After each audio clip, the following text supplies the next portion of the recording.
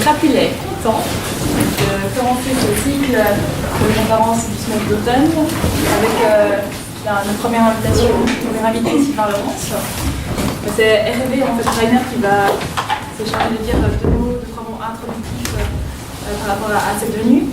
D'un point de vue pratique, moi je peux juste faire circuler une feuille pour savoir qui c'est qui a envie de venir manger ce soir avec nous après la conférence avec les conférenciers.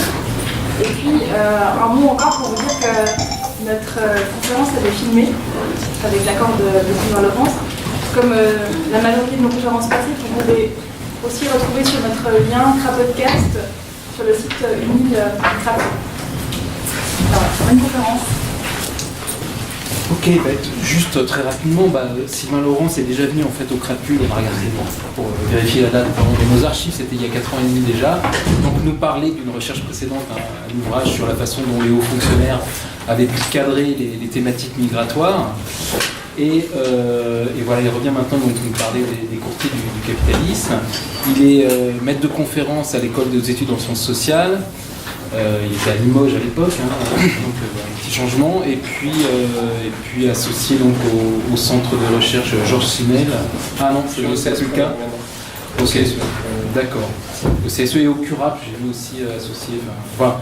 De toute façon, il travaille avec pas mal de gens avec qui on a déjà travaillé ou qu'on a déjà invité ici. Et donc voilà, il nous propose une perspective de sociologie politique, des relations de pouvoir, je reprends l'expression, et pour ne pas parler de champ de pouvoir, en tout cas des élites. Et voilà. Merci. Oui, c'est ça. Merci beaucoup pour cette invitation. On m'a réinvité, donc ça va, c'est-à-dire que je n'ai pas été trop de bêtises un peu d'avant. Ou alors en ligne, vous avez oublié. Donc je vous remercie pour cette invitation sur une nouvelle enquête en fait, qui correspond à mon habilitation à diriger des recherches que j'ai pu mener à partir de 2009, et notamment grâce à un petit programme collectif qu'on avait appelé Prêcheur, programme de recherche sur la représentation d'intérêt économique européenne, et qui était un programme de recherche qui travaillait sur les groupes d'intérêt économique auprès de la Commission européenne, et qui avait plusieurs volets. Il y avait des monographies, des gens qui travaillaient sur des secteurs, la pharmacie, les transports, des gens qui travaillaient sur des groupes d'intérêt un peu visibles, comme Business Europe ou la table ronde des industriels européens. Et puis, dans ce collectif-là, moi, j'avais pris plutôt le parti de faire des entretiens avec des salariés, on va dire, ordinaires des groupes d'intérêt économiques, c'est-à-dire des salariés de position moyenne dans ces organigrammes, quels que soient les secteurs, pour avoir un peu une espèce de sociologie de c'est quoi la position au travail de ces lobbyistes-là. Et comme c'est un travail qui m'a intéressé, j'ai été prolongé en délégation CNRS, puis après je me suis engouffré dedans, puis j'ai fait mon HDR dessus. Donc le livre qui est là, en fait, c'est l'HDR réduit. Donc c'est un travail qui utilise plusieurs sources, et donc je vais m'arrêter là-dessus, mais c'est pas simplement pour dire je fais un peu différentes choses, c'est aussi pour dire que la façon dont on présente et on utilise ces données-là, elle dit déjà des choses sur la problématisation de l'objet. Donc c'est un travail qui déjà mobilise des archives de la Commission européenne, et des archives écrites et aussi des archives orales. Donc c'est pas sans savoir qu'il y a des archives qui sont travaillées à Florence, mais aussi à Bruxelles. Derrière la commission, il y a une bibliothèque où on peut accéder en tant que chercheur assez facilement. Et puis dans différents lieux, puis il y en a de plus en plus en ligne aussi. Et des archives écrites un peu classiques, administratives, un peu comme celle que j'avais d'ailleurs dans le cadre de ma thèse. Mais à côté de ça, aussi des archives orales, parce que la Commission européenne a entrepris un grand programme d'histoire orale avec des fonctionnaires de la Commission, notamment dès le début. Et il y en a déjà près de 300 qui sont en ligne maintenant, et donc on peut les télécharger, on peut y accéder. C'est assez intéressant parce que c'est pas forcément toujours des grands noms de la Commission européenne du type Jacques Delors, Monnet, Schuman, etc. C'est pas les pères fondateurs construits dans la mythologie qui a bien étudié, comme Antonin Cohen notamment. Ce sont des fonctionnaires un peu quotidiens de niveau intermédiaire qui racontent ce que c'était d'arriver à la Commission européenne à ses débuts et d'être parmi les premiers fonctionnaires à devoir être investi de ces fonctions-là. Et puis, il y a donc une série d'entretiens que j'ai pu faire dans le quartier européen avec une position d'enquêteur un peu, je circulais d'un lieu à l'autre dans le quartier, avec des fonctionnaires de la Commission, de différentes directions générales, et des représentants d'intérêt qui acceptaient bien de me recevoir. Ce que j'avais fait aussi, c'est que j'avais lancé, en fait, à chaque entretien, je venais avec avec des lettres demandant l'autorisation d'accéder après aux réunions internes de ces groupes d'intérêt. Et donc j'ai pu comme ça en plus faire des observations de réunions internes, des meetings, des business associations, donc du CEFIC, enfin de différentes fédérations européennes qui ont pignon sur rue à Bruxelles. Alors je dis un mot sur ces sources, mais parce que ça conditionne aussi la suite. Donc là, ce que je vais vous présenter, c'est un travail, il y a de la socio-histoire, donc là c'est un peu mes premières amours, donc ça va rester. Donc sur qu'est-ce que c'est qu'une administration, quel est le rôle des agents administratifs, comment ils pèsent sur la vie sociale, quel pouvoir ils peuvent avoir. On a souvent tendance à un peu hypertrophier le rôle joué par les niveaux politiques, les décideurs, la responsable politique, et un peu à oublier ce qui joue et se passe dans la sphère administrative. Donc c'est un travail sur lequel j'ai plutôt tendance à remettre plutôt le projecteur de ce côté-là. Et pour ça, les sources historiques sont vraiment essentielles. C'est un travail aussi donc, où il y a des observations internes de réunion, c'est-à-dire que ce n'est pas simplement des lobbies qu'on va voir dans leur démarche vis-à-vis de la Commission européenne, ce sont aussi des groupes d'intérêt qui ont des contradictions internes, et dont une grande partie du travail de ces lobbyistes, c'est aussi de mettre d'accord les gens qui les entourent. Et donc ça, on y reviendra, mais c'est toute une partie du travail de ces lobbyistes-là aussi. Et donc l'idée, c'est d'ouvrir un peu aussi la boîte noire de c'est quoi un groupe d'intérêt, en allant voir ce qui se joue en interne. Voilà un peu pour les sources et pour le propos. Alors peut-être qu'avant de faire une grosse plongée dans le terrain, dans le matériau, je vais juste faire un petit moment peut-être de remise à niveau global et général sur l'Union européenne, parce qu'une des premières vertus de la Commission européenne et du quartier européen, c'est que c'est assez aride et ça peut potentiellement rebuter certains s'ils ne sont pas intéressés par ces questions-là. D'ailleurs, ça fait partie du problème et ça fait partie de l'enjeu. Si vous avez lu les papiers d'Olivier Bénéen ou sa thèse en 2003, il raconte bien qu'un des premiers problèmes, notamment qui se posent aux journalistes accrédités auprès de la Commission européenne, c'est justement d'intéresser leur rédaction nationale à ce qui se joue, à ce qui se passe à Bruxelles, parce que c'est une information qui est réputée comme étant aride, technocratique, froide, et essayer de placer 8000 signes sur la taille des poissons ou tel qu'elle est décidée à Bruxelles ou telle directive en cours, c'est vraiment un travail de persuasion en interne pour les journalistes. Bon, ben, là, je pense qu'il y a un effort aussi de positionnement qu'il faut avoir quand on fait ce genre de travaux. Je pense qu'il faut prendre le temps de dire que ça peut être compliqué, ça peut être assez technique, mais c'est justement précisément le problème qu'il s'agit de traiter. C'est-à-dire comment des décisions qui sont en partie, des grandes parties des décisions qui ont des effets politiques sont localisées aujourd'hui dans des lieux techniques, dans des lieux de type technocratique, et on peut renverser finalement le problème posé au départ et rencontrer son journaliste en disant mais finalement comment se fait-il que ce système place systématiquement dans des lieux ou d'entrée technique forts des décisions politiques qui devraient être en partie saisies par tout le monde. Et donc une partie du travail, en fait, il ouvre sur ce type de problématique-là. Voilà. Comment s'est construit ce système politico-administratif qui exerce une force relativement d'exclusion vis-à-vis d'intérêts citoyens, et à l'inverse, comment une imbrication très forte s'est tissée très tôt entre milieux d'affaires et décideurs administratifs. Et c'est un peu le récit que propose l'ouvrage. Alors, ça, c'est le récit que j'ai trouvé à la fin, mais au tout début de l'enquête, on a commencé à faire comme Olivier Béné. Olivier Béné, il avait pris la carte du quartier européen de Bruxelles, il avait pointé dessus les médias, où sont les correspondants de presse des différents médias. Et il avait, en partie sans surprise, trouvé que c'était à proximité des trois pôles du triangle institutionnel qu'on peut trouver au cœur du quartier européen. Donc un triangle composé par d'un côté le Berlaymont, qui est le siège principal, le premier bâtiment de l'institution européenne à Bruxelles, et qui entourait après bien sûr d'autres DG. Le Berlaymont, en face le siège du Conseil de l'Union européenne, où se réunissent les conseils des ministres, et puis un peu plus loin le Parlement européen, parce que bien sûr le Parlement européen de Strasbourg et le Parlement officiel selon les traités, là où on vote les textes, mais le Parlement européen réel, quotidien, celui où la plupart des lobbyistes que j'ai pu suivre vont, eux, c'est celui de Bruxelles, qui a été construit au milieu des années 80, et qui s'appelle originalement un palais des congrès, hein, c'est même pas officiellement le Parlement.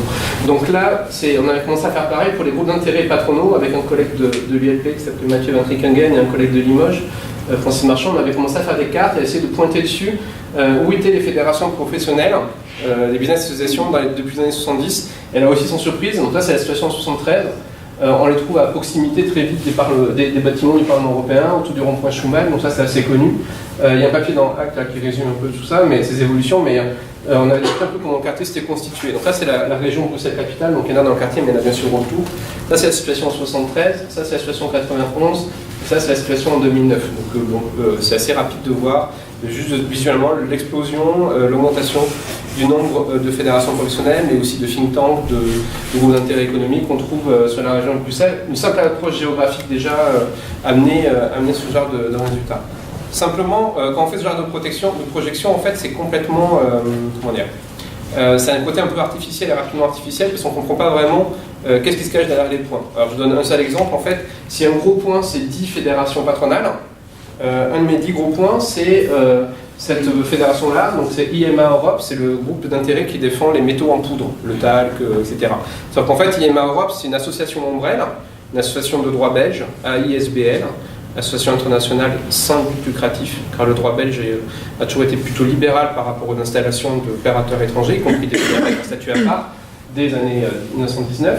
Et donc là, on a sur une même boîte aux lettres 10 associations, dont le quotidien est géré par 12 salariés d'une seule association ombrelle, qui ont différentes cartes de visite. Donc en fait, très rapidement, en fait, si on s'en tient à ces logiques comptables, une bonne part de la science politique américaine des groupes d'intérêt, parce qu'elle utilise les mêmes sources aussi, c'est-à-dire des registres officiels, où sont dénombrées ces associations, etc., s'entend souvent à ce type de d'énumération, alors combien il y en avait dans les années 70, combien ils sont aujourd'hui, etc. Donc si on s'en tient simplement à des logiques d'affichage comme ça, on obtient ce type de représentation, et finalement ça dit peu de choses de ce qui se joue. On a l'impression d'avoir des groupes d'intérêt qui sont à l'assaut des institutions, qui les entourent, qui les encerclent.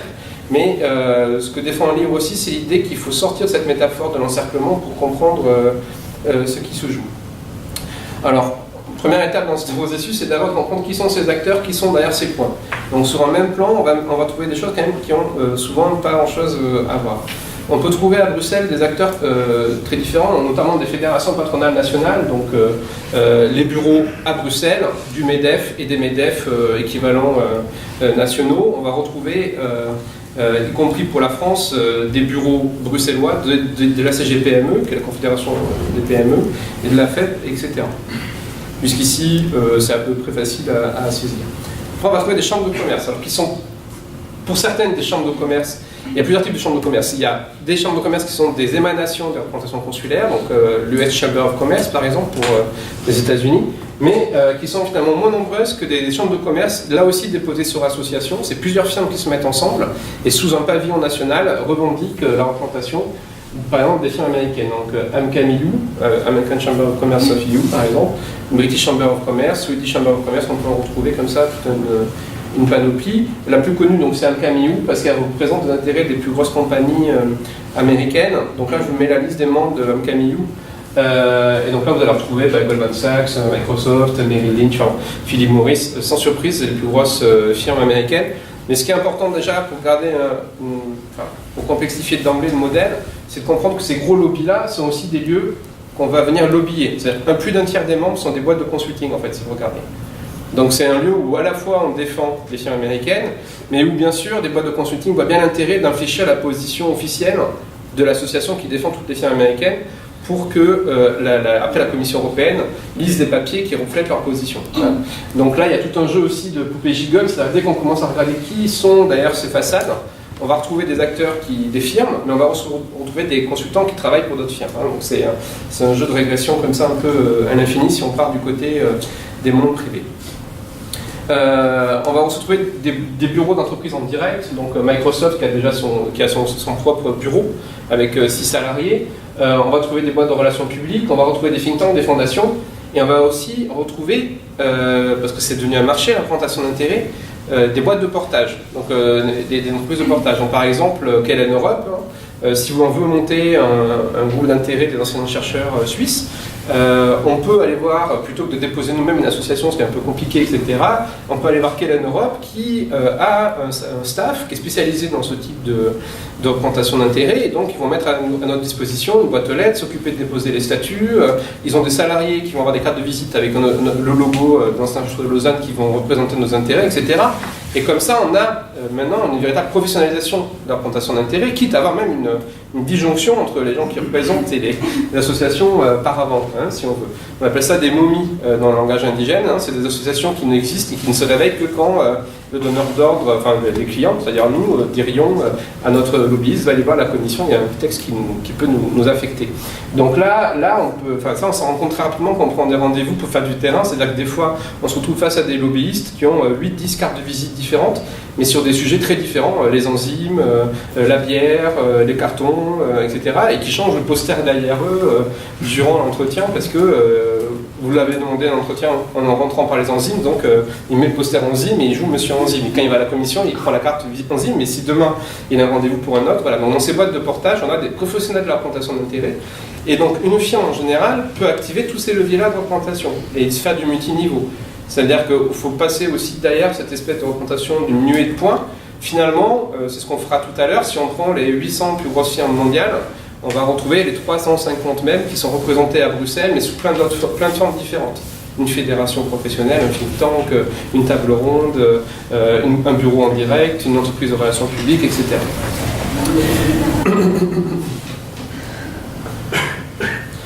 Et enfin, on va trouver dans les types d'acteurs des canaux à dimension européenne. Donc là, on va avoir des groupes d'intérêt qui se présentent comme défendant l'industrie européenne ou les milieux d'affaires européens.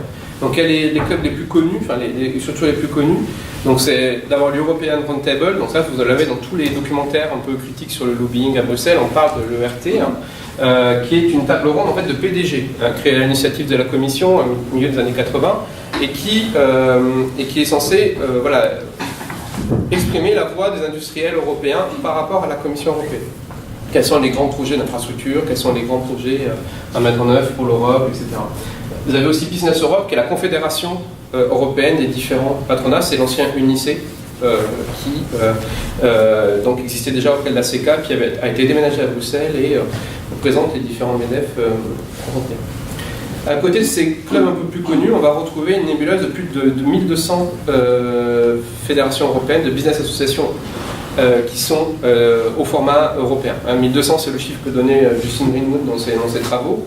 C'est un chiffre approximatif, mais alors qui comprend aussi ces logiques d'association nombreuses, et donc c'est compliqué d'avoir un comptage vraiment fiable et définitif quand on prend cette porte d'entrée de combien il y a d'associations, finalement. Parce qu'il suffit finalement de déposer 3 noms au tribunal de commerce belge pour avoir une association. Donc, mais bon, on en a certaines dans cette panoplie-là d'associations qui sont beaucoup plus visibles, beaucoup plus structurées, qui ont un vrai staff et qui sont surtout là depuis très longtemps. Les plus connus, c'est le CEFIC pour le secteur de la chimie, Confédération européenne des fédérations de l'industrie chimique. On en a aussi l'IFPIA pour la pharmacie, Digital Europe pour le secteur de NTIC, Food Drink Europe, qui est l'ancien CIA, pour le secteur agroalimentaire.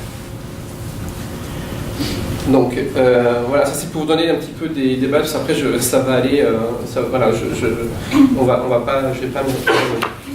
Donc, avant de là encore rentrer un peu plus dans l'enquête, une fois qu'on a passé cette espèce de premier voile où on a une panoplie d'acteurs très différents, les deux idées reçues sont écartées très rapidement. La première idée reçue, ce serait que ces salariés de ces groupes d'intérêt-là seraient là essentiellement pour voir des députés. Donc ça, c'est un premier point sur lequel on doit rapidement se réviser quand on mène ce type d'enquête. C'est-à-dire qu'on a une représentation médiatique du lobbying, et notamment des reportages récurrents sur les télés nationales, où on va suivre dans les couloirs du Parlement européen des hommes en costume qui vont essayer d'influencer tel ou tel eurodéputé. En fait, très vite dans les entretiens, et à saturation, quasiment à chaque entretien, sort l'idée qu'au contraire, on est plutôt du côté de la Commission. Donc, comme l'évoque cette salariée d'Eurogaz, qui est la fédération européenne, la Business Association, qui défend les producteurs de gaz européens, elle évoque le fait que plus de 80% de son temps de travail est orienté non pas vers du personnel élu, mais vers les gens de la Commission, les OCOM. Même si on s'attend à ce qu'elle soit plus du côté du Parlement, finalement, elle est dans son travail quotidien beaucoup plus orientée vers la Commission. Elle a toute une partie du travail qui est en interne, on reviendra, mais il y a aussi versément mettre d'accord les différents producteurs de gaz industriels européens, mais il y a aussi tout un travail externe, et ce travail externe, il est, comme elle le présente, essentiellement tourné vers la Commission européenne. Alors pourquoi et quels éléments on peut rapidement donner pour expliquer ça? Là aussi, ça sort très vite dans l'enquête, donc c'est des éléments qu'on peut donner dès maintenant. Parce qu'en miroir du fonctionnement de l'institution européenne, ces acteurs-là essaient d'influencer les décisions. Or, le système décisionnel européen donne un vrai pouvoir, une vraie primauté à la Commission, d'abord dans la mise en circulation des textes. La Commission est en aval du travail parlementaire, bien souvent. Selon les textes, c'est la Commission qui met en circulation la première version des directives. Le Parlement retravaille un brouillon de directive déjà écrit par la Commission européenne. Ce qui fait que sur certains sujets, si la Commission européenne ne sort pas un texte, le Parlement européen n'a rien à dire, même s'il est contre. Donc là, vous avez le travail de Stéphane Aurel, qui est une journaliste qui a accédé à une documentation incroyable, tous les échanges entre l'industrie des pesticides et la Commission autour de la question des perturbateurs endocriniens. Et on voit bien qu'il a fallu attendre plus de 5 ans pour qu'une directive sorte, parce que tout le travail des groupes d'intérêt, c'était déjà de stopper dans le processus décisionnel l'idée même qu'on allait réguler. Et donc là, c'est un peu un truc qu'on connaît de façon assez ancienne en sociologie, en sciences politiques. Le papier de Barak et Barat sur Two Faces of Power marche bien ici. Le pouvoir, c'est à la fois influencer des décisions, mais ça peut être aussi d'enterrer des décisions, de faire que certaines choses ne sortent jamais. Or, dans le système de la Commission européenne, si le texte n'est pas mis en circulation par les eurofonctionnaires, par les chefs de bureau, le Parlement européen peut se dire contre, comme ça a été le cas sur le perturbateur endocrinien. Le Parlement a même pris une décision en disant qu'il voulait un truc régulatoire. Si le texte ne sort pas, ça n'avance pas. Voilà. Donc il y a un pouvoir de blocage de la Commission, et surtout la Commission est en aval du texte. Donc le premier cadre, le premier travail de cadrage de la législation, c'est aussi là qu'il a lieu. Qui va rentrer dans le scope de la législation, qui va être ou pas touché et affecté. Il y a une première définition, et le Parlement ne fait que retravailler à partir de ce premier noyau. Il y a une première définition qui est posée par la Commission. Donc c'est normal qu'en miroir, les représentants d'intérêt qu'on a pu rencontrer travaillent plutôt avec ce personnel administratif. Deuxième élément qui est important à noter, c'est que même quand le texte est au Parlement européen, la Commission continue d'avoir un rôle très important dans la structuration du texte.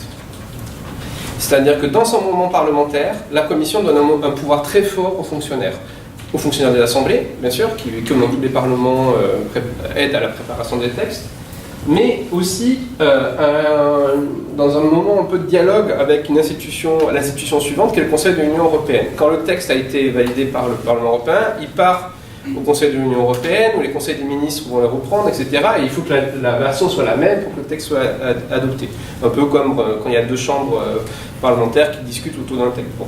Pour éviter une navette incessante entre les deux institutions, on a créé quelque chose qui s'appelle le trilogue informel, c'est une formale trilogue, qui est une instance de décision qui va se placer ici, dans laquelle on va mettre le rapporteur du texte et des membres de la commission parlementaire du texte qui est en préparation au Parlement européen, des fonctionnaires des co-repères et des États membres qui vont être amenés à statuer pour le Conseil de l'Union européenne sur le texte, chapeauté par un fonctionnaire de la Commission, celui-là même qui a mis en circulation le texte et qui continue de le suivre dans ce moment-là.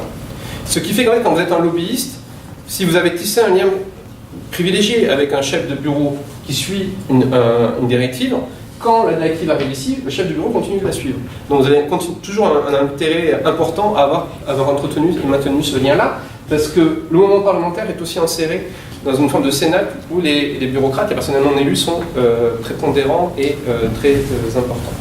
Troisième élément qu'on peut donner, pourquoi 80% du temps de travail du côté des bureaucrates? Parce que beaucoup de textes ont été votés depuis la tunique, depuis le début de la Communauté européenne, et donc beaucoup de textes en fait finalement ne repassent pas au Parlement européen. Il y a tout un tas de textes dont la réactualisation ne passe pas par un nouveau moment parlementaire. C'est ce qu'on appelle la comitologie. On réactualise des textes dans des comités de travail, chapeautés par des fonctionnaires de la Commission, et où chaque État membre envoie un fonctionnaire ou un expert. Et donc là aussi, le pouvoir des bureaux de la Commission est prépondérant en opposition au personnel élu, parce que tout un tas de textes, comme le dit un des enquêtés dans le bouquin, quand vous défendez les architectes, vous avez peut-être une directive architecte tous les 10 ans, mais par contre, les textes qui régissent les métiers des architectes, eux, ils sont réactualisés dans ces comités-là, donc vous devez intérêt à suivre ces comités-là. Et enfin, un quatrième élément, c'est que de plus en plus de textes prévoient la création d'agences techniques ou d'agences européennes auxquelles seront déléguées l'application concrète des textes. C'est-à-dire qu'on a quand même une tendance, on a 42 agences qui dépendent de l'Union européenne. 42 agences, ça veut dire que dans beaucoup de cas, ce que prévoit la législation, c'est un système de régulation qui en lui-même contient la création d'une agence auprès de laquelle l'application technique du texte sera déléguée. Et donc là, on repart sur un huis clos de type bureaucratique et technique. Et donc, il y a beaucoup de groupes d'intérêt qui considèrent, et ils le disent assez clairement dans le livre, je pense, que ça ne sert à rien de s'opposer au niveau des principes politiques, au niveau du Parlement européen, puisque l'application concrète du texte, elle sera faite à un autre niveau. Donc le cas paradigmatique sur lequel je finis le livre avec un chapitre en entier, c'est REACH, hein, la directive sur la régulation des produits chimiques. On a une directive comme REACH qui est là pour réguler les produits chimiques. On renforce la charge de la preuve, c'est aux industriels de prouver que leurs produits chimiques ne sont pas dangereux, de déposer auprès d'une agence chimique européenne des dossiers qui prouvent que leurs substances ne sont pas dangereuses. Mais tout ça est donc délégué maintenant à une agence qui se trouve à Helsinki et qui est auprès de laquelle les industriels déposent leur dossier. Et le déplacement du débat, des enjeux se fait à ce niveau-là. Donc là aussi, en miroir, les représentants d'intérêt ont intérêt, et les groupes d'intérêt ont intérêt positionnel et structurel à accompagner leur dossier dans ces lieux-là, et donc sont là aussi souvent en dialogue avec ces agents-là. Je ne sais pas si déjà tout ça c'était connu ou pas, mais je suis obligé de faire ce moment de... Donc deuxième idée reçue rapidement balayée avant dans la démonstration, c'est que en fait c'est pas du tout caché tout ce que je dis là. En fait il y a eu très peu de refus d'entretien. Les lobbyistes se pensent comme des professionnels de la parole publique. C'est une profession qui a ses associations de défense, qui a ses propres groupes d'intérêt pour la défendre, qui met en avant des chartes éthiques, des registres, etc. C'est une profession qui en plus peut revendiquer aujourd'hui une contribution au processus de transparence, parce que la Commission européenne a mis en place un registre. Alors, il y a eu des résistances, mais maintenant il y a aussi une forme de renversement et de prise en charge du discours de transparence en disant que oui, ils enregistrent combien ils ont de salariés, pour qui ils travaillent, etc. Et donc il y a toute une dimension, je veux dire, complètement transparente et visible de ce processus-là. Je dis ça surtout souvent par rapport à un public français, où nous on a une vision en France un peu, où dire la République, il n'y a pas de groupe d'intérêt, il n'y a pas de corporation, donc tout ça se fait dans l'ombre, etc. À Bruxelles, c'est pas du tout le cas. Il y a vraiment une forme de... Voilà, la liste des groupes d'experts, par exemple, de la Commission européenne, ils sont en ligne. Cécile Robert, dans son travail, elle montre bien qu'il y a une forme de processus de consultation complètement routinisé. Et qui renvoie à un processus historique aussi. C'est-à-dire que comme c'est une instance qui a été privée pendant très longtemps, la Commission européenne est toujours privée, mais le système politique européen n'avait pas d'onction politique élective directe, on a eu une forme de mise en avant d'une consultation de la société civile. Hein. Donc là, il y a les travaux de Hélène Michel, aussi sur le gimmick de la société civile dans les années 90, comme un moyen de présenter la Commission contre des citoyens, etc. Donc il y a tout ce processus historique de tentative de compensation, de construction de proximité à travers la consultation, donc c'est pas du tout quelque chose qui est caché. Alors, comment on arrive à la situation actuelle avec ce sentiment d'avoir beaucoup de groupes d'intérêt et ce forme d'assaut du privé vers le public par rapport à ce que j'ai pu décrire sur les sources, etc. Je pense qu'un premier point qu'il faut avoir en tête, si on a en tête cette idée de société civile, etc., c'est de bien comprendre que l'impulsion de départ, elle vient de l'administration. C'est-à-dire que le lobbying tel qu'on le présente, tel qu'on le perçoit aujourd'hui à Bruxelles, il est d'abord historiquement le sous-produit d'un processus d'enracinement bureaucratique, et la construction d'une administration nouvelle. Et ça, il faut prendre cet argument-là au sérieux. C'est-à-dire que les premiers groupes d'intérêt qu'on va trouver à Bruxelles, c'est des groupes d'intérêt que la Commission invite à s'installer à Bruxelles, paye l'aménagement, paye le déplacement de l'UNICE, par exemple, encourage l'UNICE à s'installer à Bruxelles, finance l'UNICE. On pouvait prendre les journaux officiels de la Commission européenne, vous verrez les montants versés chaque année aux principaux groupes d'intérêt, pour construire véritablement un entourage autour de l'institution. Alors comment a eu lieu ce processus et quelle logique il y a derrière? C'est ce que décrit un peu le premier moment du livre.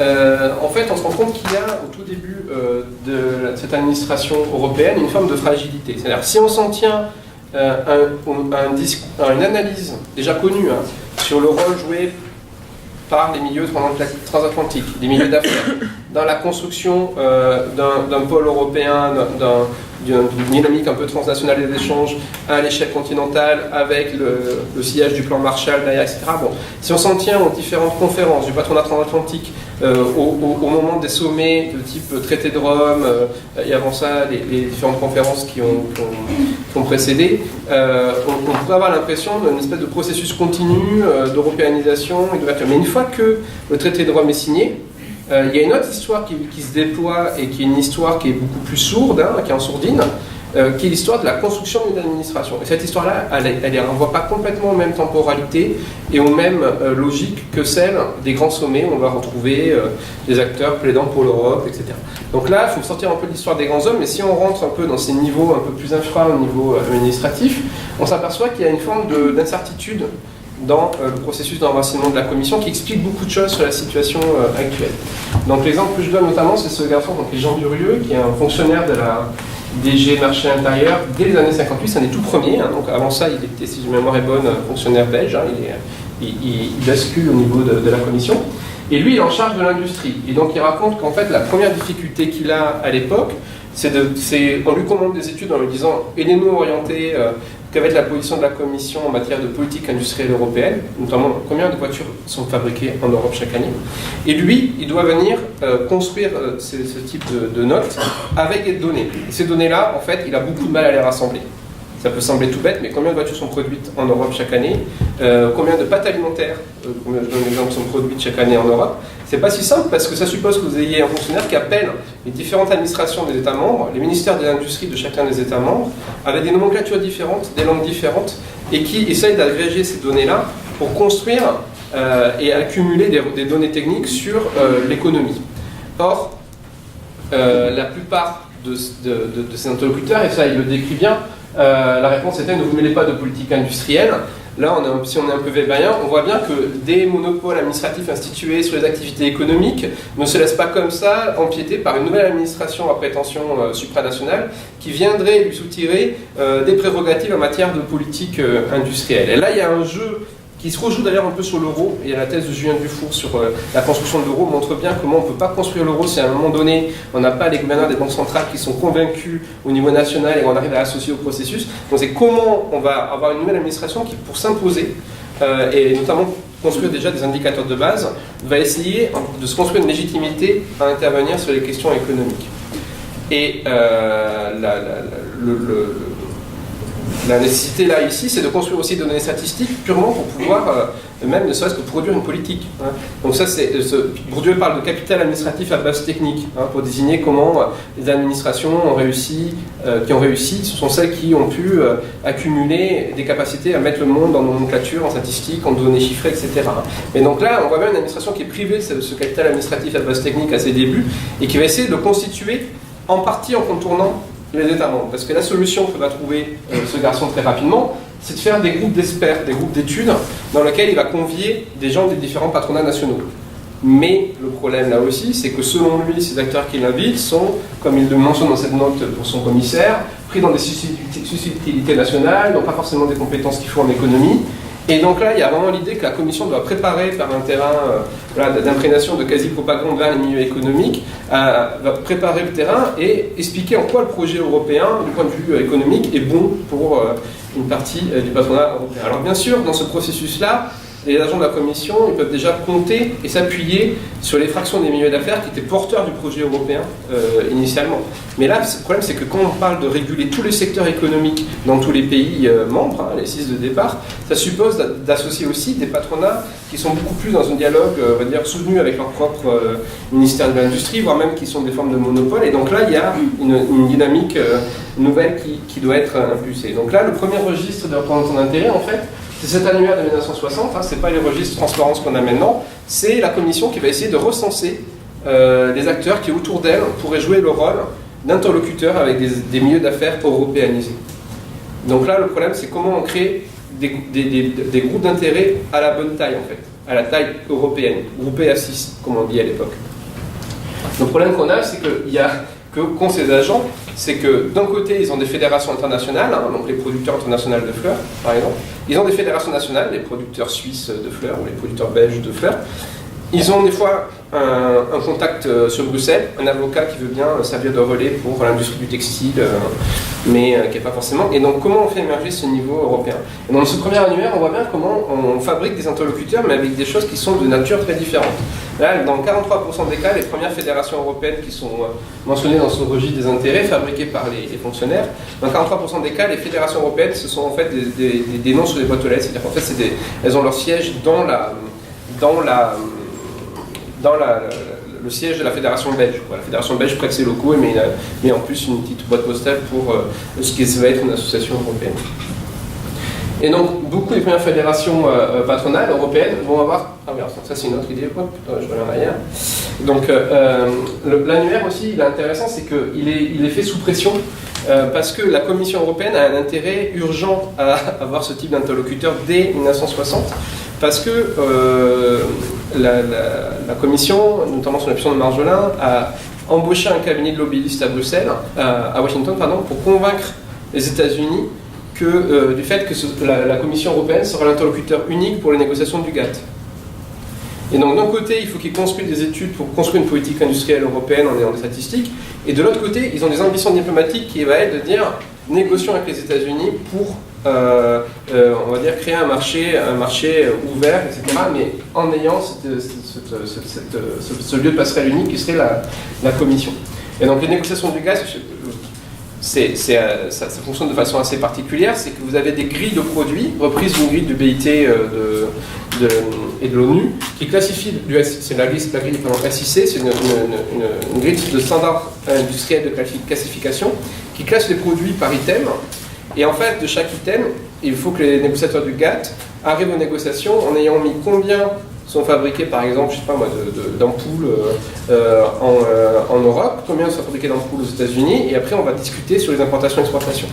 Et donc là, le problème, c'est que très souvent, en fait, les données ne sont toujours pas là, ne sont pas construites, et donc la Commission va carrément favoriser la création d'associations, ce qui explique leur nom à rallonge, parce qu'en fait, ce sont celles des grilles de négociation. L'association de l'industrie des fruits et légumes au vinaigre en saumure, à l'huile et des produits similaires de la CEE, c'est pas le patronat qui s'est réveillé spontanément un matin en disant tiens, je vais m'organiser au niveau européen avec ce nom-là. Ça, c'est le nom de la grille, c'est l'item à remplir pour la grille de négociation du GATT. Et donc, comme on a besoin d'avoir en face des données pour pouvoir discuter avec les Américains, il faut rapidement faire émerger au niveau européen une association qui va se tourner vers les mondes industriels pour essayer de fournir ces données que les administrations des États membres ne veulent pas donner. Et donc là, il y a tout un travail d'impulsion qui est fait de construction des façades économiques au début de la Commission pour pouvoir réaliser ce saut dans la négociation diplomatique. Donc quand on regarde ce qui se passe entre 58 et 61, en fait, on a presque une situation inversée à celle qu'on pouvait avoir pensée aujourd'hui. C'est-à-dire qu'on a une Commission européenne qui fait venir des groupes d'intérêt, les structures parfois sur les classifications SIC pour négocier pour le GATT. Voilà. Donc quand on a ça en tête et qu'on a l'idée que l'impulsion de départ, elle est là, après on comprend un peu mieux comment les choses sont emboîtées dès le départ entre intérêt privé et intérêt administratif. Parce qu'on a des fonctionnaires qui ont eu besoin très vite d'avoir ces données-là. Pour vous donner une idée, en fait, la DG1 à l'époque, la DG Relations extérieures donc de la Commission européenne, c'est 2 agents administratifs en charge des négociations avec les États-Unis. Et en face, les services extérieurs américains, c'est 180 négociateurs. Et donc ce que fait la DG1, c'est qu'ils se tournent à la DG Marché intérieur et ils leur disent où sont les chiffres. Voilà. Et donc il faut faire un annuaire, et il faut trouver ces données, et donc il faut créer des associations. Voilà. Donc, le processus historique d'enracinement de la Commission européenne, il a supposé l'affirmation d'une administration supranationale face aux États membres, et pour ça, le point d'appui, ça a été en grande partie les milieux économiques. Après, les choses, bien sûr, vont se complexifier, donc je vais passer, je ne vais pas tant développer toute la partie historique, mais on va avoir une spécialisation croissante, parce qu'à chaque fois qu'il y a une directive sous un sous-truc, il faut avoir... mais on va avoir aussi des processus de concentration, de reprise en main par les milieux d'affaires de ces premières fédérations avec des normes improbables, et de réajustement à d'autres formes de réalité économique.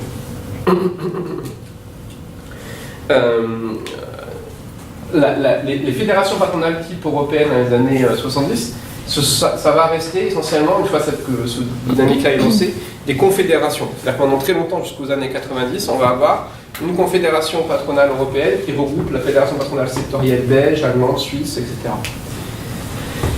La situation ne change que dans les années 90. Dans les années 90, on va avoir des fusions-acquisitions, donc on va avoir des groupes qui sont plus vraiment que français, ils ont aussi des positions en Allemagne, donc ils vont chercher à balayer tout ça, mais jusqu'aux années, on va dire 70, c'est ce type de fonctionnement qui fonctionne en interne. Là, je m'arrête 2 secondes aussi, ça aussi c'est très utile pour les agents de la Commission. Parce qu'il ne faut pas oublier que la Commission, pendant très longtemps, elle fonctionne à l'unanimité.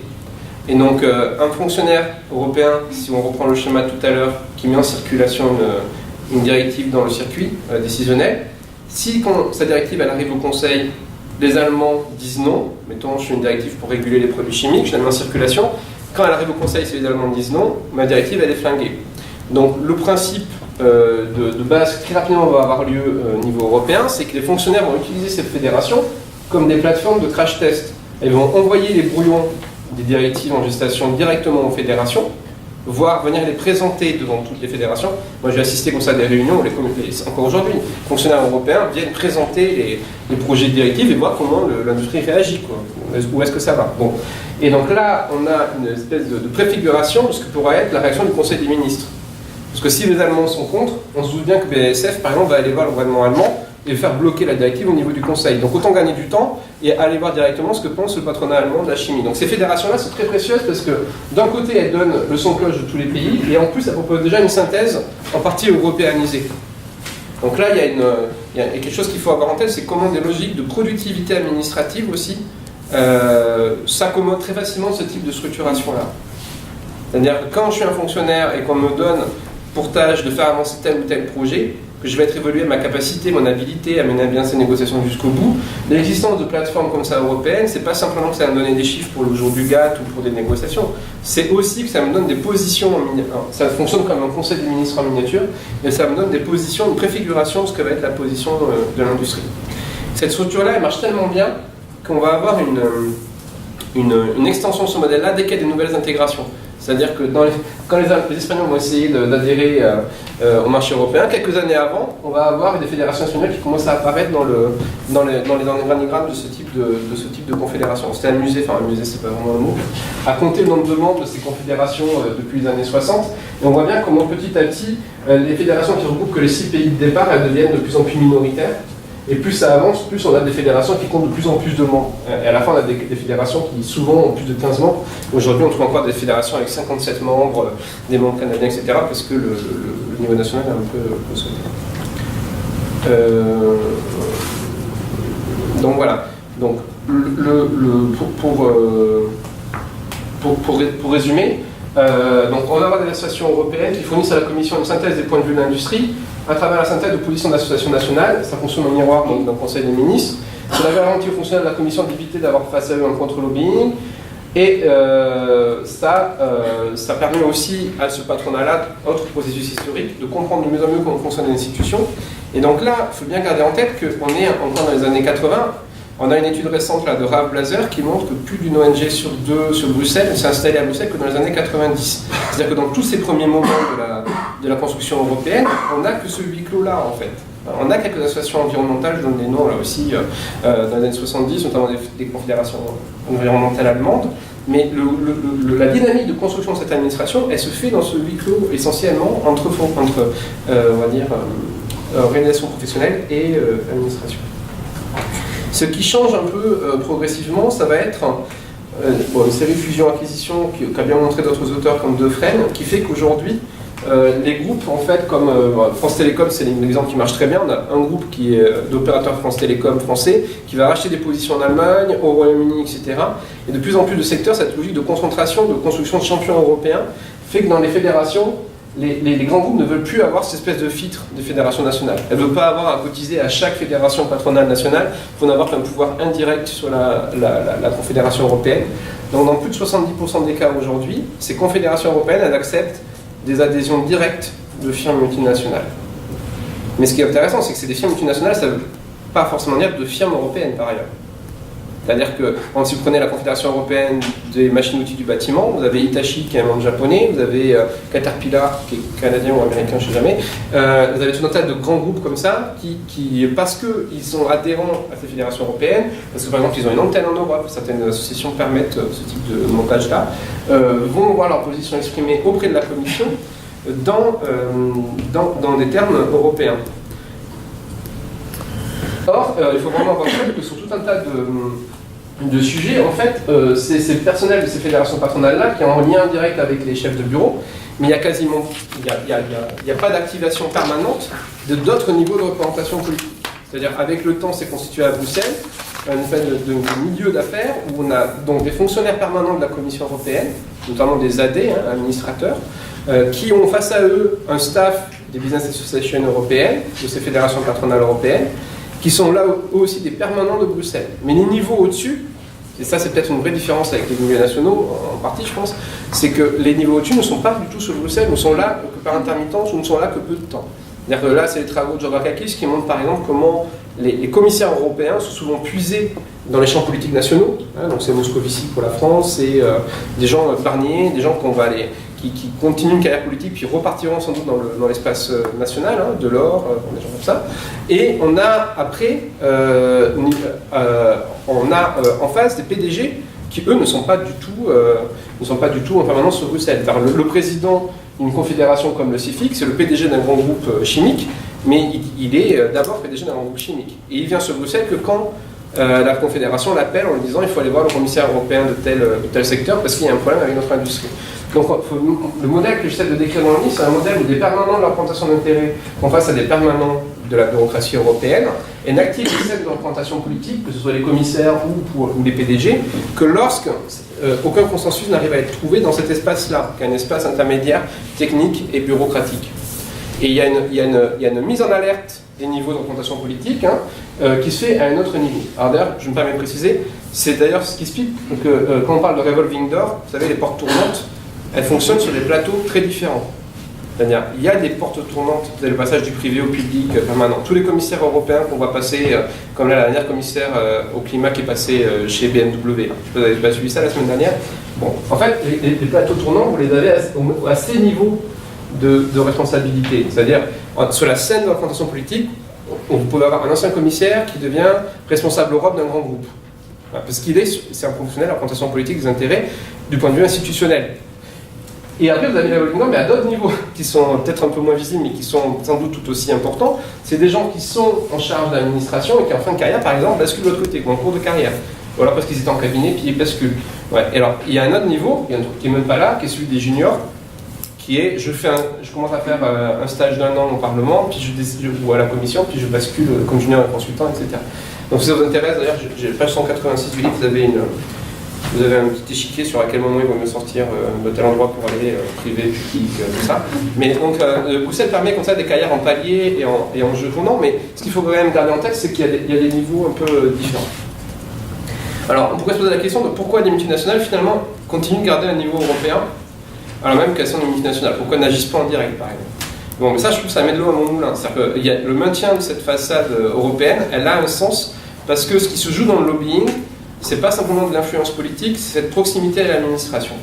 Et cette administration, elle consomme de l'information formatée au format européen et au bon niveau de mise en désingularisation. Il faut que ce soit une information de type européanisé. Si vous prenez la liste des 50 plus grandes firmes qui sont présentes à Bruxelles en termes de dépenses de lobbying, il n'y en a aucune qui ne cotise pas à une fédération européenne. Ce serait impensable. Alors, pour aller un peu plus avant et comprendre ce qui se joue dans le lobbying, le livre défend l'idée que l'enjeu du lobbying, c'est d'abord la monopolisation des ressources administratives. On va essayer d'arracher... Quand même, il me reste de temps.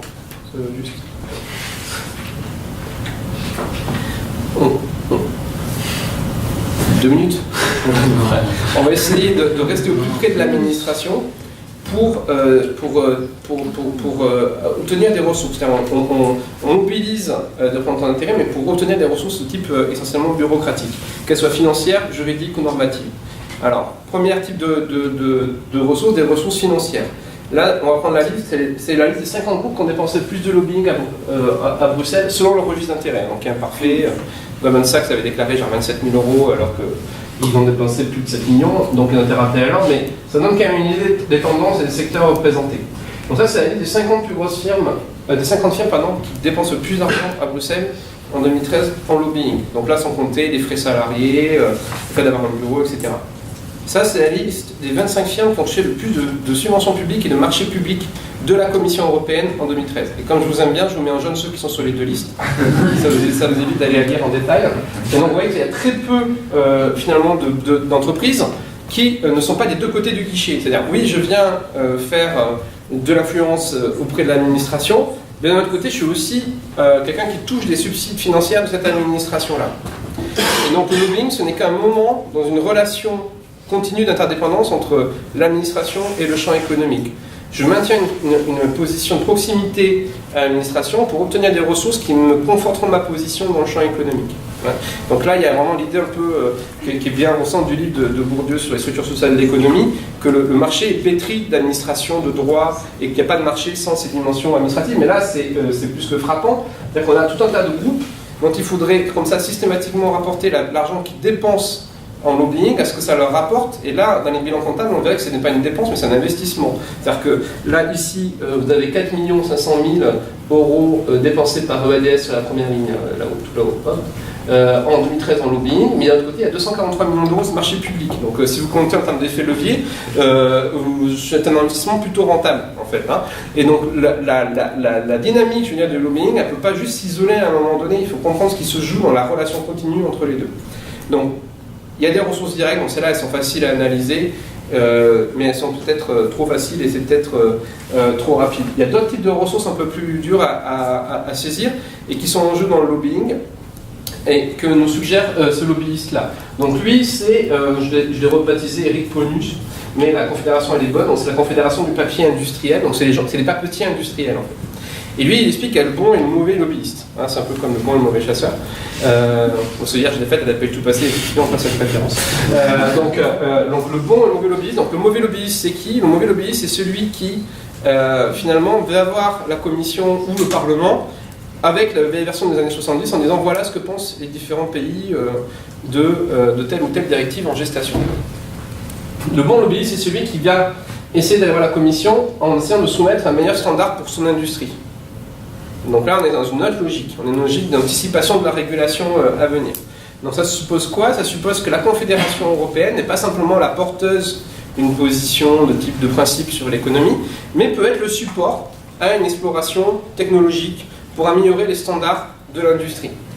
Alors, bien sûr, avec l'idée que les standards ont deux facettes, hein, ils sont à la fois de la régulation, mais aussi des enjeux commerciaux. Si je produis des téléviseurs qui ont la norme européenne, je peux écarter ceux qui ne produisent pas des téléviseurs avec cette norme-là. Donc là, on est dans des jeux sur la norme qui sont un peu plus complexes, mais qui se jouent aussi du côté de l'administration. Donc là, dans le cas précis, ce que ça donne? Ça donne que ce lobbyiste, en fait, a passé une bonne partie de son temps à convaincre les deux groupes principaux qui fabriquent du papier en Europe, donc c'est International Papers et UPM, de mettre leurs ressources en commun dans la Confédération, de mettre de l'argent, j'ai plus les chiffres en tête, mais c'est des millions d'euros, je donne mon livre, et qui sont, et en disant on va mettre de l'argent pour créer des bioraffineries, les raffineries vertes de demain.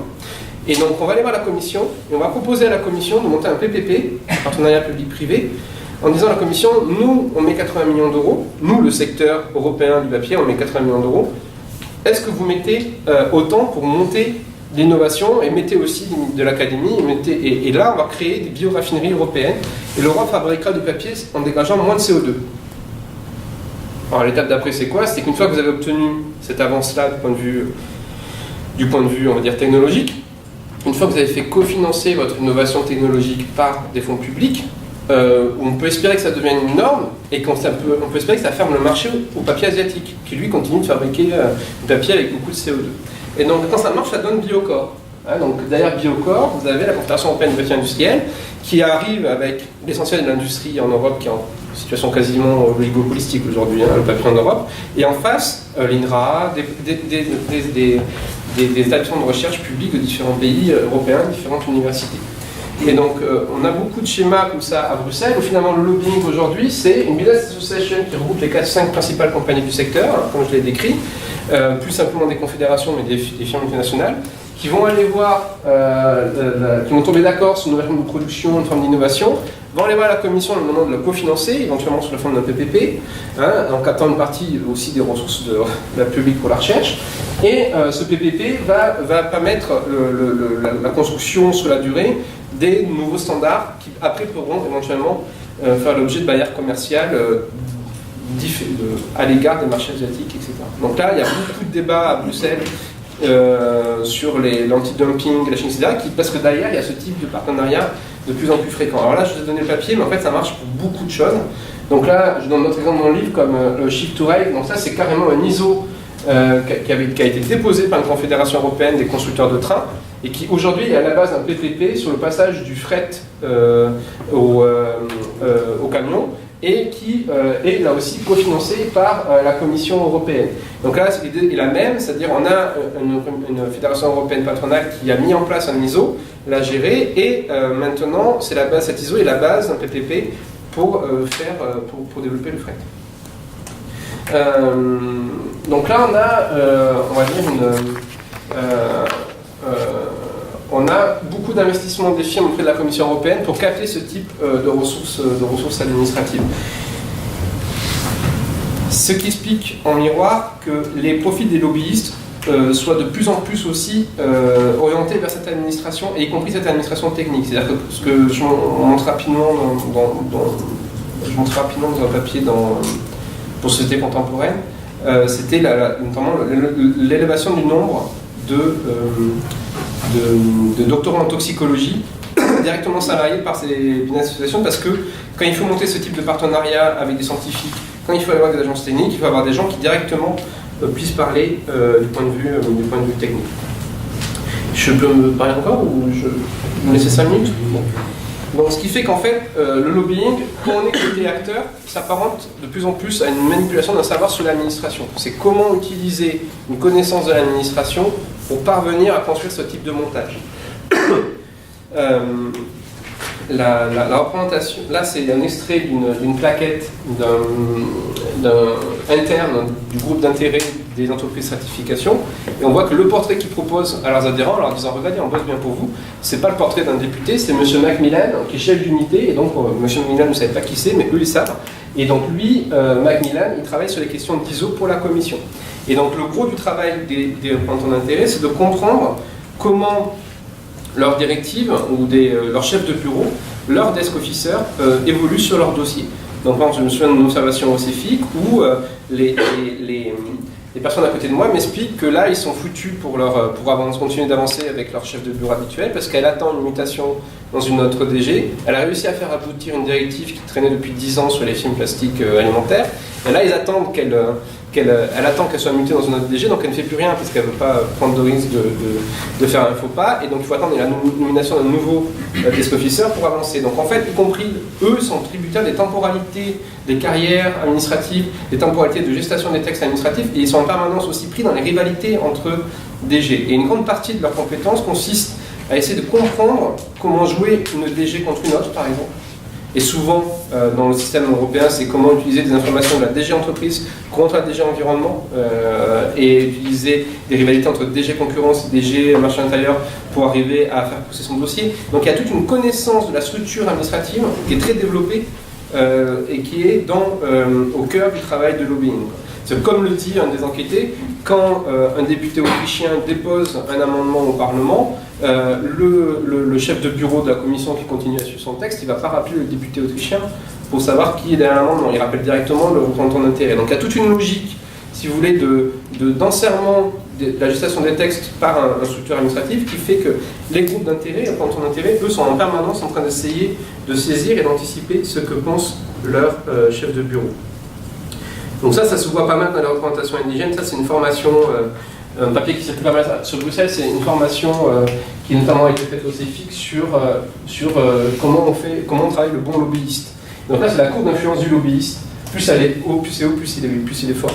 Et donc le maximum d'influence, c'est au moment du desk officer dans la pré-drafting phase. À ce moment-là, c'est là qu'il faut aller. Quand on part dans le moment parlementaire, là, c'est plus incertain, mais c'est là qu'il faut être pour avancer. Cette représentation, on la retrouve aussi dans les formations internes d'AMCAM et EU.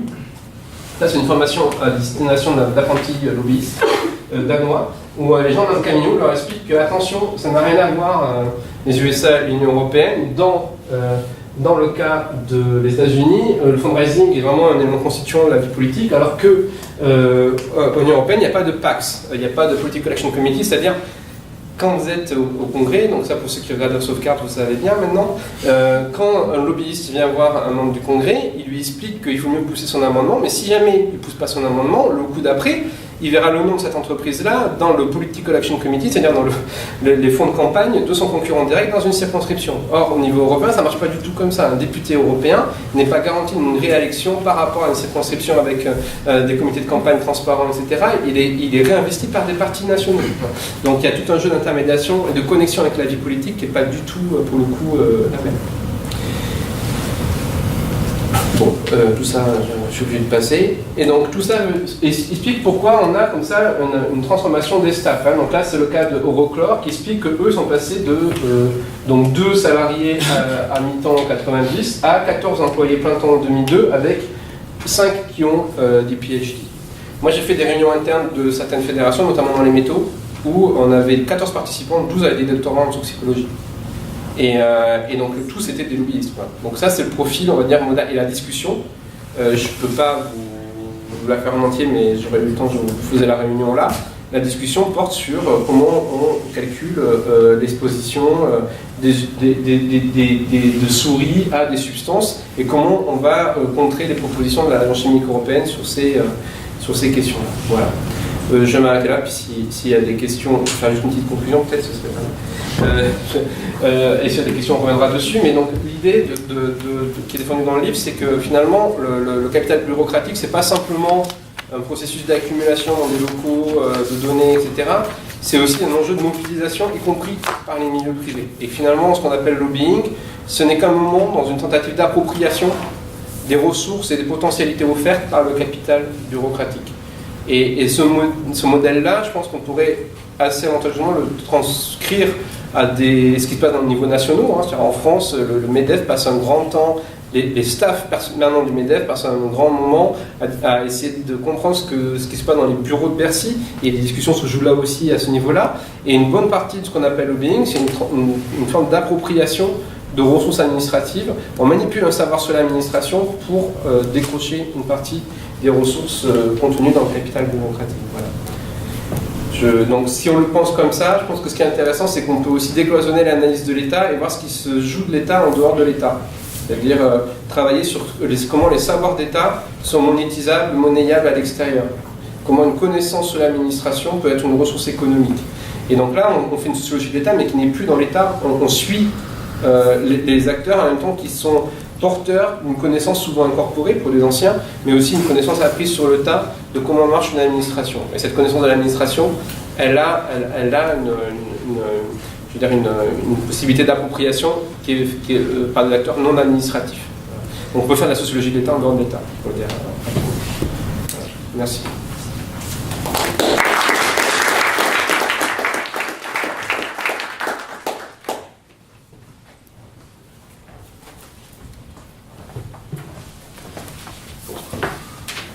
Bonsoir, j'ai la charge d'introduire la discussion. Je vais essayer de ne pas être trop long et puis je vais essayer de permettre surtout à notre intervenant de revenir sur certains points qu'il a survolés et qui sont à mon avis très intéressants. Peut-être pour commencer, mais ça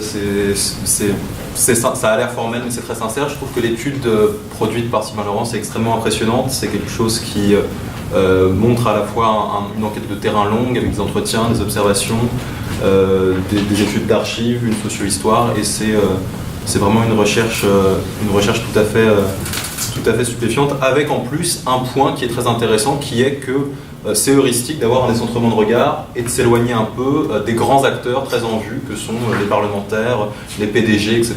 et des moments qui font des histoires médiatiques, des scandales les plus visibles, et pour aller dans le quotidien, dans la routine, dans le travail de tous les jours, de longue date, de longue durée, ce qui me semble être une perspective intéressante, avec en plus une thèse centrale défendue dans le livre de façon très convaincante, qui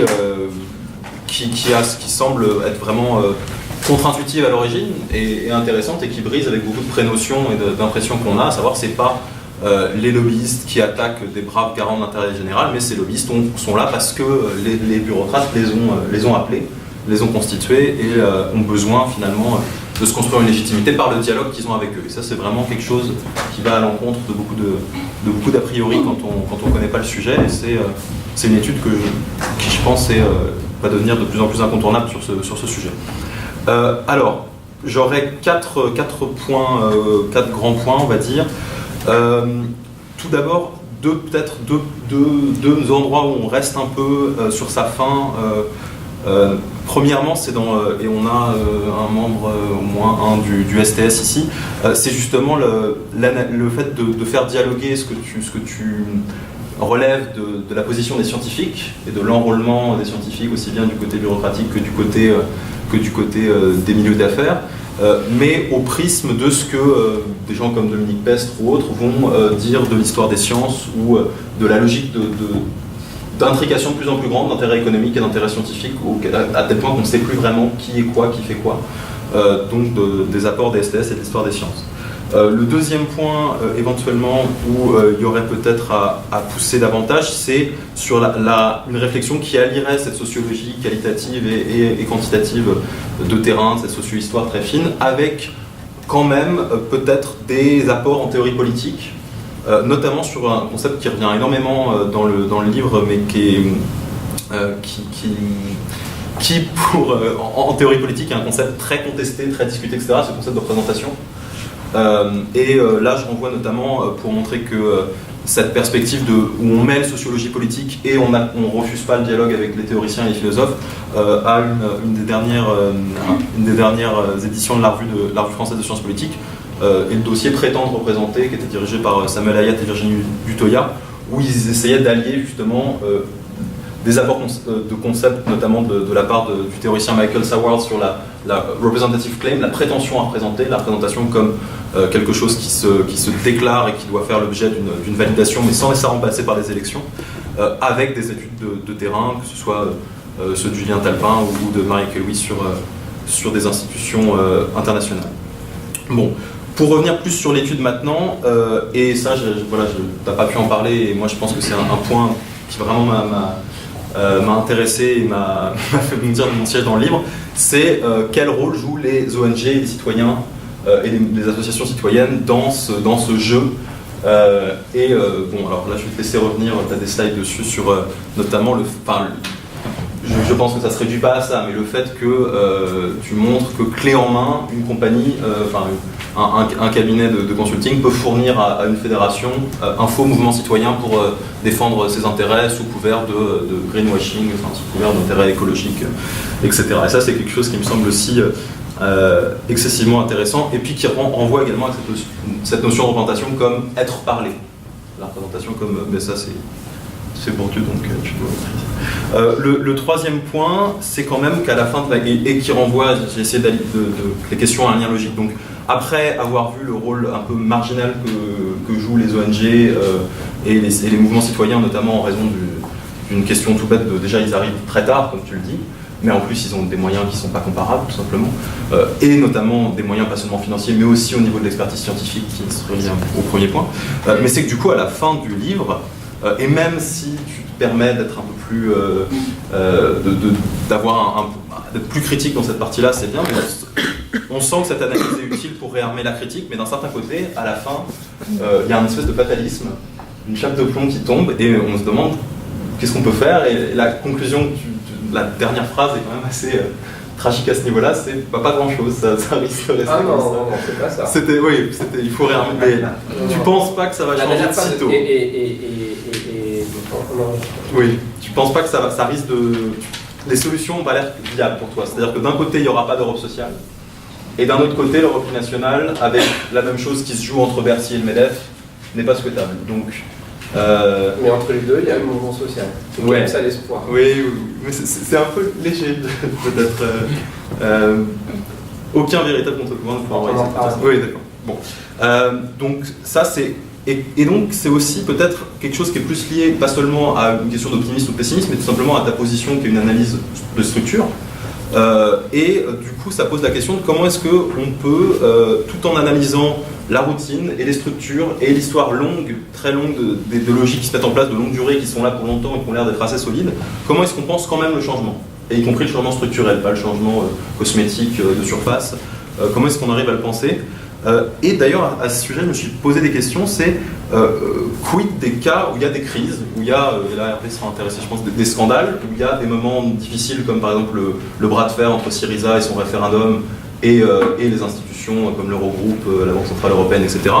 Et à ce moment-là, comment ça se passe au quotidien dans ces moments-là qui sont plus des moments routiniers, qui sont toujours, il faut toujours le vivre tous les jours, mais c'est des moments un peu à part.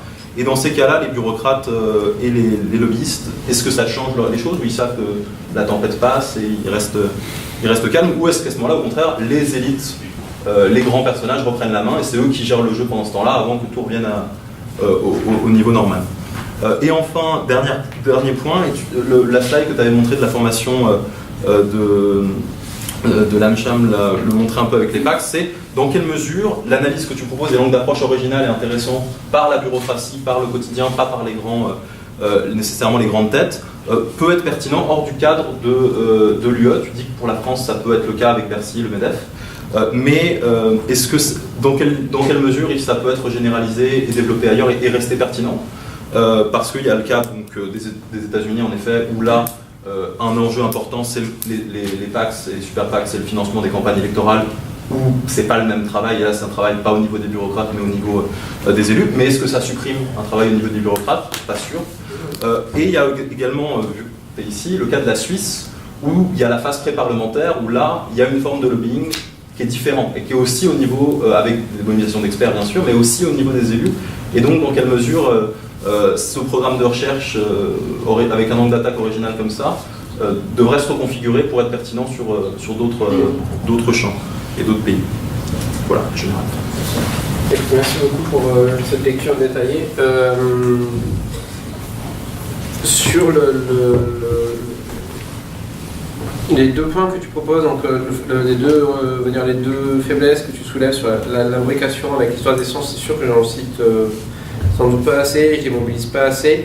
En fait, je suis allé chercher ce que j'avais besoin dans la démonstration, c'est-à-dire Proctor sur la nontologie, Westcase, puis les travaux sur vos intérêts, et notamment juste la thèse de Steve Bernardin que je trouve assez intéressante, qui montre que la guerre entre constructeurs américains et constructeurs automobiles américains et assureurs américains s'est jouée non pas sur simplement un enrôlement de l'expertise, mais une restructuration des sciences scientifiques, et que finalement le modèle de dire les lobbies achètent des experts, c'est très imparfait en fait pour décrire ce genre de processus. Mais c'est vrai qu'après, bon, c'est un peu plus le cas je suis maintenant. Donc le bouquin termine sur 2 chapitres où on passe à la science, et le prochain bouquin il sera là-dessus. Donc je pense que j'y reviendrai, mais c'est vrai que dans l'état de la réflexion, c'est sans doute pas assez avancé. Sur le concept de représentation, alors c'est pas un rejet des théories politiques, c'est juste qu'en fait c'est aussi la théorie que te donne l'objet en permanence d'elle-même. Donc les lobbyistes, en fait, quand tu les rencontres en permanence, tu dis non, on est professionnel de la représentation, et donc c'est vrai qu'en fait le livre essaie de les remettre un peu dans un ensemble un peu historique et sociologique un peu plus large, où finalement ils sont non pas une position d'intermédiaire, j'aime pas trop ce mot, c'est toujours un peu vide je trouve, mais ils sont dans une essence de répercussion entre deux niveaux. Et peut-être que la contribution que je peux amener du coup sur les théories de la représentation, c'est de montrer comment l'agglomération des intérêts privés finalement elle suppose toujours un minimum de connaissance du monde public embarqué. Quand on voit la fille d'Europe en réunion d'Eurocommerce que je décris, qui arrive à faire taire les représentants de comment ça s'appelle, de Tupperware, d'Amon, etc. en réunion, parce qu'en fait, elle leur dit non mais votre position ça passera jamais en trilangue informelle, ça c'est on est à Bruxelles, etc. Et on les assomme d'eurojargon pendant un quart d'heure, alors même que elle, sa position, son salaire sont sans doute moindres que les responsables Europe de ces grands groupes. Elle a une connaissance incorporée de l'administration qui permet de mettre en sourdine les divisions et d'agglomérer les positions de ces représentants économiques pour les mettre au format de l'administration. Et donc son rôle, c'est pas simplement un rôle de transmission des desiderata économiques, elle n'est pas simplement le porte-voix de ces vendeurs de commerçants en ligne, elle est, ou en direct, elle est pour faire ça dans la nécessité d'amener l'horizon d'attente de l'univers administratif dans lequel elle va être projetée après. Et donc l'agglomération des intérêts, le travail de représentation suppose un minimum qu'elle connaisse cet horizon d'attente-là. Et donc en gros, s'il y a une contribution aux théories de la représentation, c'est de montrer comment l'agglomération des intérêts, il se fait toujours au minimum par l'incorporation de l'espace de réception que le porte-parole aura introduit. Alors c'est une chose déjà connue en partie, mais là sur la question public-privé, administration, secteur privé, je trouve que c'était un truc qui permet aussi de sortir du modèle de l'influence purement avec une flèche A influence B, ou dans l'autre sens, l'administration influence les lobbies. Là, on voit que pour construire une position du patronat, il faut déjà en fait s'imposer en interne et mettre à bas des divisions au nom de l'administration. Alors sur la question de la chape de plomb, sur la conclusion, effectivement, je pense qu'il y a un côté toujours un peu désespérant quand on fait une sociologie des classes dominantes de ce côté-là. Enfin, je veux dire, je pense que effectivement quelqu'un qui est du côté de la sociologie de l'empowerment, qui essaie de montrer qu'on est porte-parole, mettre en front des groupes, peut peut-être être plutôt dans la parole de présenter des solutions politiques. Quand on est de l'autre côté, effectivement, voilà. Mais ce que je dis sur la question du mouvement social, c'est pas simplement cosmétique. C'est-à-dire, le livre, il est aussi une attaque directe, je pense, et qui est même clairement sourcée pour des théories qui voudraient dire qu'on peut démocratiser l'Europe, qu'il suffit de rajouter de la consultation. Ben non, parce que c'est justement en permanence ce qu'on fait. Donc on rajoute des comités de consultation, comme là à l'Agence chimique européenne, mais quand on regarde qui y va, finalement, c'est toujours les mêmes, et quand on rentre dans les cases vertes, en fait, c'est aussi des boîtes. Donc la question, c'est pas comment on rajoute de la société civile ou de la consultation, puisque c'est déjà ce qu'on fait. La question, c'est comment ce système-là évacue des intérêts, les met à l'écart. Et notamment les intérêts du petit patronat aussi. Je veux dire, quand on fait l'entretien avec les gens de la DG Entreprise, ils sont bouleversés parce qu'en orthodoxes libéraux, ils trouvent que c'est pas juste que les petites entreprises soient mises à l'écart, que leurs standards soient pas écoutés, qu'il y ait ces jeux sur les standards, et eux, avec leur vision d'un marché pur, parfait, ils voient bien qu'il y a un filtre de la représentation politique qui va déjà contre la théorie ultralibérale de dire le marché prendra le meilleur standard et puis avec ça on se débrouillera. Donc il y a un système politique qui produit un effet d'éviction et qui évacue et qui écarte des intérêts et les renvoie en partie vers les scènes nationales. Je pense que l'apport que les troupes du petit patronat sont aujourd'hui disponibles, par exemple, pour des mouvements populistes dans les sphères nationales, parce qu'effectivement, elles sont en permanence écartées et filtrées dans ce type d'institutions-là, et qu'à l'inverse, elles sont du coup en public et éventuellement électoral disponibles. Donc je pense au contraire, le livre, il amène peut-être du grain à moudre pour comprendre des phénomènes politiques, y compris dans la sphère nationale. Après, effectivement, il ne dit pas que c'est pour demain, parce que l'autre truc aussi, c'est que si on prend ça au sérieux, on ne peut pas considérer qu'une sortie unilatérale d'un seul pays égalerait de façon mécanique une remise à plat de tout ce système-là. Parce que déjà, au niveau national, il y aurait encore une bureaucratie. Au niveau européen, il y aurait une bureaucratie qui, elle aussi, se mobiliserait et jouerait sa propre partition. Et après, il y a la question des rapports de force dans le champ politique. C'est-à-dire, quand on regarde la situation du Brexit, on a une sortie de l'Union européenne annoncée, avec un gouvernement qui finalement va essayer de préserver une ligne économique libérale, garder une forme de dépendance là-dessus, une vague xénophobe du point de vue des habitants, des migrants, etc., qui a été quand même assez impressionnante. Et de l'autre côté, une administration européenne qui n'a pas disparu du jour au lendemain, qui se recompose, avec des propositions d'intégrer les fonctionnaires européens anglais, de les garder, une forme donc tout ça n'est pas un bloc passif. Je veux dire, les 34 000 fonctionnaires de l'Union européenne ne sont pas juste posés là par l'histoire. Donc effectivement, tout ça sera. Si demain il y avait une sortie de l'euro, de la France ou n'importe quoi, il y aurait des jeux comme ça de position et de mobilisation. Donc le livre, en fait, il renvoie pas tout vers le mouvement social pour renvoyer tout vers le mouvement social. Il dit juste qu'il attaque par contre des théories de sortie de l'euro comme étant la panacée, qui sont souvent portées aussi par des économistes hétérodoxes en politique, qui sont très focalisés sur la monnaie parce que c'est leur formation, etc. Et qui dit attention, il y a d'autres logiques sociales derrière. Tout en disant l'Europe sociale n'aura pas lieu. Tout en disant l'Europe sociale n'aura pas lieu, parce que ça, par contre, en tout cas, lieu sur la forme d'une démocratisation autonome de ce système-là, je ne vois pas comment elle serait possible. Mais bon, après, l'histoire, il y a peut-être que je me trompe, quoi. Sur la question des scandales et des conflits, oui, c'est peut-être une clé d'entrée, parce que je pense que les conflits, c'est forcément des moments où la lisibilité des enjeux politiques est plus forte, notamment pour les profanes et pour les gens qui sont extérieurs. Quand le livre est sorti en septembre dernier, on vient de passer un été à parler de la Grèce. Et j'étais surpris même en débat dans des librairies, les gens connaissaient le nom du ministre des Finances grec, savaient ce que c'était que le conseil d'Eurogroupe, etc. Parce qu'il y avait eu une conflictualité qui avait permis de parler de l'Europe autrement que par le jeu technocratique, justement. Et donc effectivement, là, il y a des formes de contradiction, il y a des formes de choses qui... Voilà, mais aujourd'hui, si je vous demande qui est le ministre des Finances grec, de maintenant que c'est retombé, je suis pas sûr qu'on soit même moi, je ne sais pas. Donc là, il y a quand même une forme de refroidissement possible de ce système-là, de gestion des crises et de délégation et de réinscription de ces crises dans des lieux qui sont là pour le reténiciser, le reporter différemment, etc., qui est une grande partie renvoie à ce que j'ai décrit. C'est-à-dire, à quoi s'est heurté Syriza? Ils ne se sont pas simplement heurtés à Angela Merkel.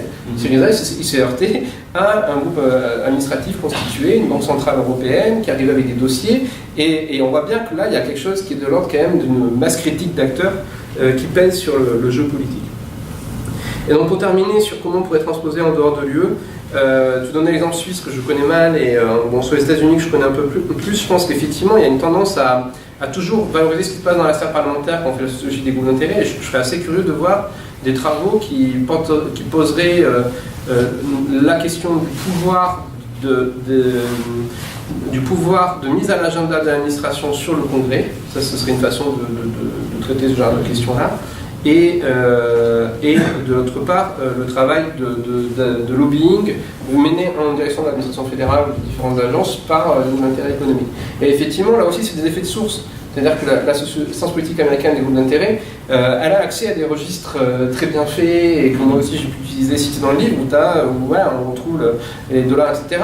Aller enquêter sur ce qui se passe du côté des administrations, ça commence à être de plus en plus faisable, parce qu'il y a des logiques de transparence là aussi qui se mettent en place, et en France on va avoir de plus en plus de mesures aussi comme ça, mais c'est pas forcément toujours été le premier réflexe des chercheurs. Et je pense que là il y a effectivement du grain à mots pour d'autres recherches. Alors, il y avait une question, la deuxième question, le rôle des ONG, des citoyens, et puis... Alors, le rôle des ONG, ça, je n'ai peut-être pas noté. Notamment le fait qu'on peut créer un mouvement citoyen clé en main. Ah oui, bah alors, j'en parle pas toujours dans les présentations parce que, comment dire, il y a un papier dans Critique internationale, un numéro sur l'advocacy qui revient là-dessus. On peut trouver à Bruxelles des ONG qui ne sont pas des ONG au sens mouvement citoyen classique, etc. C'est des ONG qui sont construites, lancées par des groupes d'intérêt économique, avec souvent des durées de vie très courtes, et qui sont surnommés dans le jargon des AstroTurf, en opposition à Grassroots. Donc ça c'est un truc ancien, c'est du faux gazon. C'est une opération qui vise à donner la parole dans un débat public ou une prise de parole des intéressés dans un débat constitué. Donc c'est par exemple au moment du sommet de Johannesburg en 2002, il y avait des manifestations de paysans des pays du Sud qui disaient nous on veut des OGM parce que ça permet de nourrir l'Afrique, etc. Et en fait on s'est rendu compte après que c'était une agence publique embauchée par Monsanto qui avait organisé la chose, etc. Donc ça c'est des logiques en fait qu'on peut trouver à Bruxelles, mais qu'on retrouve aussi souvent auprès des sommets. Hein. Il y a une association qui s'appelle Équilibre des énergies en France, par exemple, qui est financée par EDF pour intervenir à la COP21. Enfin, c'est des choses plus ou moins publiques. Et c'est des stratégies en partie risquées. Donc c'est pour ça que si j'en parle pas, c'est que je pense que la plupart du temps, ils préfèrent jouer les quiet politics, comme dit Culpeper, c'est-à-dire une politique au calme avec ce jeu technique, plutôt que de prendre le risque d'une dénonciation publique. Mais bon, j'en ai en train de trouver un. Dont je parle rapidement dans l'ouvrage, et dans ce papier de Critique internationale, c'est Friends of Glass, donc, qui par mimétisme avec Friends of the Earth, en fait, défend le verre, hein, c'est les amis du verre, et qui en fait s'oppose aux bouteilles en plastique, qui tuent les poissons, qui s'oppose et qui bien sûr en fait compte et financé par l'industrie des producteurs de bouteilles en verre. Donc, en fait, à aucun moment ça apparaît de façon aussi explicite sur leur affichage. Donc ils ont un site internet tout à fait classique, alors avec des images un peu corporate, mais ce qui est intéressant c'est qu'ils cherchent en fait à recruter des ambassadeurs du verre, à exiger du verre. Donc vous pouvez télécharger des lettres par exemple pour écrire à vos épiciers à côté de chez vous pour leur dire je veux des bouteilles de Coca-Cola en verre, je veux pas des bouteilles de Coca-Cola en plastique, pour attaquer les producteurs de vin qui auraient le malheur de voilà. Et donc en fait il y a tout un jeu comme ça avec les jeux de réseaux sociaux. Donc tout ça en fait est monté par une agence de relations publiques qui est financée par la Fédération industrielle des producteurs de bouteilles en verre et qui anime un mouvement social sur internet, donc avec des ambassadeurs du verre, des mobilisations. Par exemple, dans une émission de radio, il y a un DJ anglais qui va dire oui, mais moi je préfère boire du vin dans un verre en plastique. Il y a de suite des gens qui appellent, en fait c'est des salariés de ces boîtes-là en disant nous c'est inadmissible, on aime le verre, etc. Et donc le metteur est obligé de s'excuser à l'antenne. Enfin, tout un jeu comme ça d'essayer de faire apparaître des positions de soutien aux bouteilles en verre, mais par en bas. C'est-à-dire, l'AstroTurf, c'est la création de sentiment d'un soutien citoyen qui va dans le sens et qui converge avec des positions économiques, mais sous la casquette citoyenne. Alors, en fait, ce qui se passe, c'est qu'à Bruxelles, vous avez beaucoup de lieux de consultation qui fonctionnent sur une mise en balance des intérêts citizen versus business. Donc que pense le business, que pense le citoyen. Ce genre de processus à Bruxelles, ça permet d'intervenir sur les deux termes de la discussion. On intervient une fois en business, mais on peut aussi être en partie orienté la position du citoyen. Donc c'est pour ça que le Forum européen des patients, il y a maintenant presque une dizaine d'années, on s'était rendu compte que la plupart des gens qui tenaient ce forum européen, c'était pas des patients, c'était tous des anciens cadres de l'industrie pharmaceutique, mais ils intervenaient dans les groupes d'experts au nom des patients. Et ils y portaient des positions qui n'étaient pas forcément antinomiques avec celles de l'industrie pharmaceutique. Donc ça, c'est ce qu'on appelle les assorteurs. Donc ça existe, mais en fait, comme on repart là-dessus sur les théories de les manipulations, etc., je préfère rester sur mes explications structurales si vous voulez bien, parce que je pense pas que ça explique tout, mais on peut en trouver, et il y a surtout, c'est standardisé, c'est-à-dire si vous allez sur le site de l'entreprise qui propose cet assorteur, ils vous vendent la prestation. Vous voulez monter votre mouvement citoyen, on vous le fait. Quoi. Donc voilà, c'est un marché. Quoi. Voilà.